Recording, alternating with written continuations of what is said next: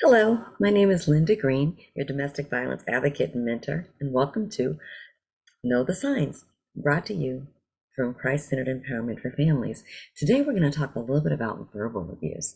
And when you think about verbal abuse, just this idea that someone's going to be using their words to just tear you down, right? And sometimes it's just outright hostility with purposeful, just just like this barrage of just words that are just designed to just tear you down and to mistreat you. Now, here's the thing. The goal of all forms of verbal abuse is to keep the object, the person who's experiencing this mistreatment, is to really to keep them in a state of kind of like bewilderment or just dread or just incredible discomfort and just a lot of uncertainty, right? Um, and sometimes when this shows up in the context of a romantic relationship, it can even be a parent-child interaction.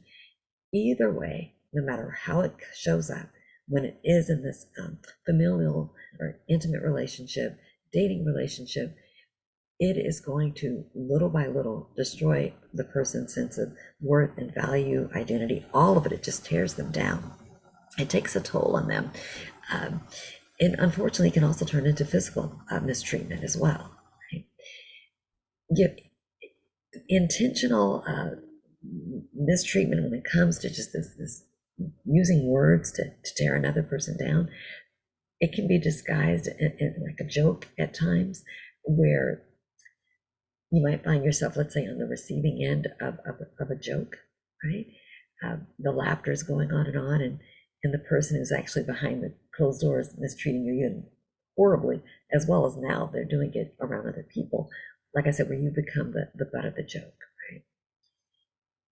And because others are not fully aware of the degree of the abuse that's taken place, they might laugh, and here you might be sitting there just really being devastated on the inside because you know how bad this is. But because it's happening so much and everybody's laughing, and maybe you don't want to be the only one not engaging in this interaction. So some folks find themselves joining in the laughter. In actuality, they're the ones being mistreated. They're receiving this horrible mistreatment, right? So, and here's the thing. So when you're unhappy, the person who's doing you harm, the person who's doing the mistreatment, they can even, how dare you even say something to them about being unhappy?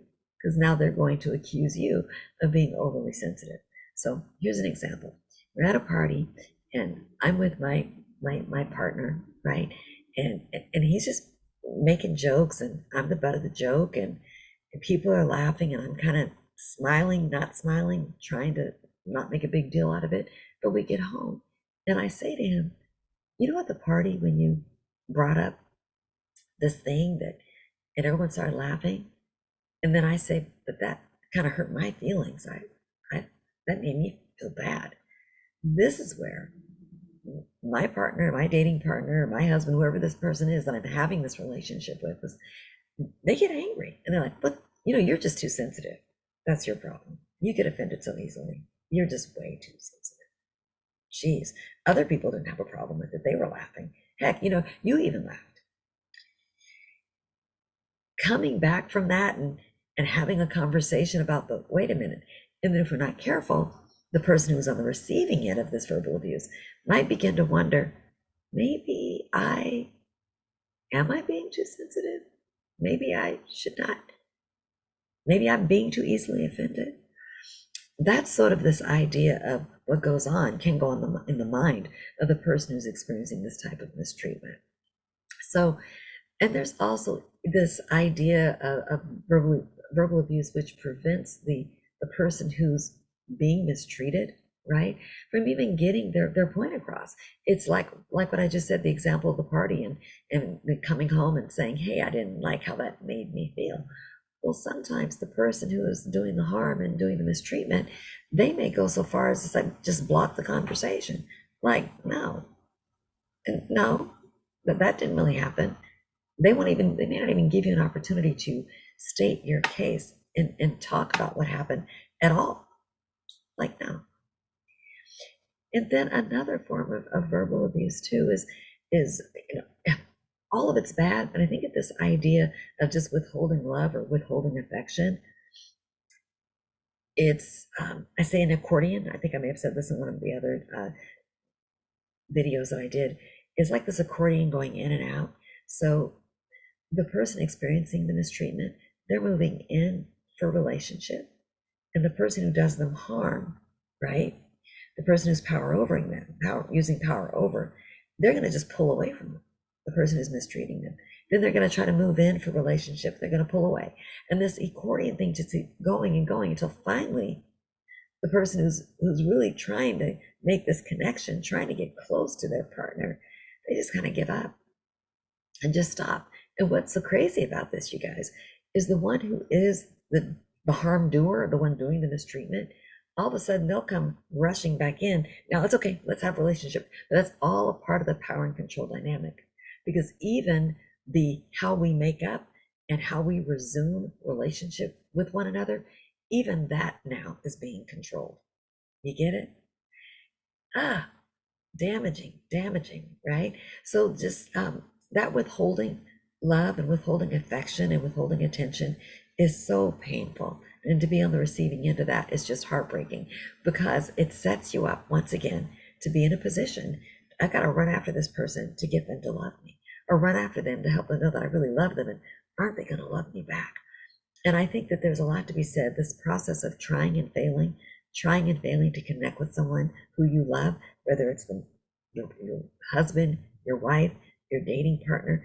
After a while, like I said before, it really takes a toll.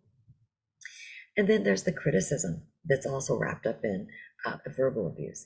It's a form of mistreatment where the harm doer may publicly just humiliate you without attempting to conceal it at all. And this happens oftentimes where the mistreatment has happened over many years, or just a few years, or even a few months. It just depends on that type of personality, or who's being abusive and who's being cruel, right? It just kind of depends on the individual and how that relationship gets started. But I've seen it where it's happened fairly quick within the first year or so of relationship, or just over time, it just builds and it just seems to get worse. And then there's another type of this mistreatment that can happen when it's truly indeed verbal mistreatment. It's where the person who's doing this mistreatment just sort of points out to the individual, well, I think that that's just insanity that you think I'm doing that to you. That really didn't happen that way. I really didn't say that. I don't know why you feel that way. And just to deny altogether that any of it ever happened, whatever it might be.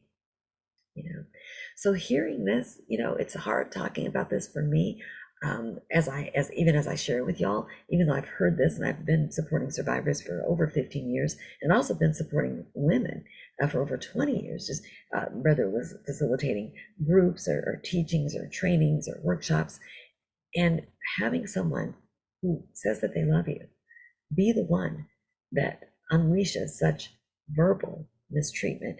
And then even, like I said, even the silent treatment, right? We even refer to that as being a type of verbal abuse. Here's a story. You think about going to see a comedian, right? Comedy show, you're sitting on the front row, right? And the comedian chooses to point you out and to make you to be the butt of their jokes. Well, it's been a long time since I've been to a live comedy show. I don't know if comedians still do this, but back in the day they did. So if you're the one sitting in the audience and you're the butt of their jokes and they're making fun of you, that doesn't feel real good, but hey, this is what comedians do, whatever. Now, they have a microphone, they're on a stage, they have a captive audience to listen to them basically make fun of you, and everyone's laughing. Okay, whatever. Eventually he's going to be tired of talking about the one wearing the white shirt sitting in the front row, right? But what if that person goes home with you and that type of treatment happens to you in your home? That belittling, that making fun of, that fault finding, that judgment, all that criticism, on and on and on. It's endless. What would that do to your self-esteem? What would that do to your sense of worth or value? It would tear you up. Well, that's what happens with folks who are married to, dating someone who's constantly using their power and control in a verbally harmful way. Not healthy, not safe, and certainly not what any young girl or any young guy like grows up desiring to. No one dreams about winding up in an unsafe relationship. So, so that's a little bit on verbal abuse. There'll be more to come, I am sure. Thank you so much for popping on and listening and watching me, Linda Green, and Know the Signs. And I'll get back to you again on next week with maybe verbal mistreatment, maybe not. Who knows? See you next week.